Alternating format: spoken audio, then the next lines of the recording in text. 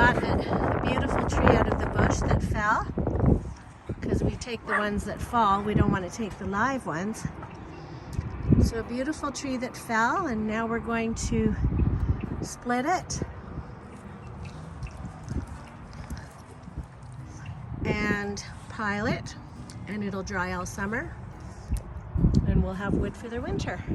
So now we're just splitting it with our handy dandy splitter.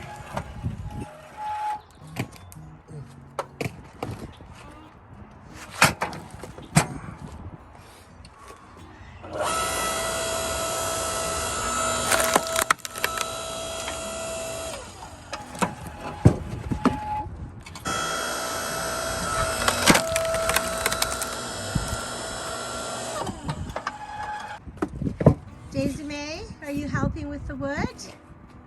No. So we're all done the wood, and this is what we end up with. A nice pile of wood to dry over the summertime so we can have a nice fire all winter long. So one of my favorite things, doing wood. You have a good day.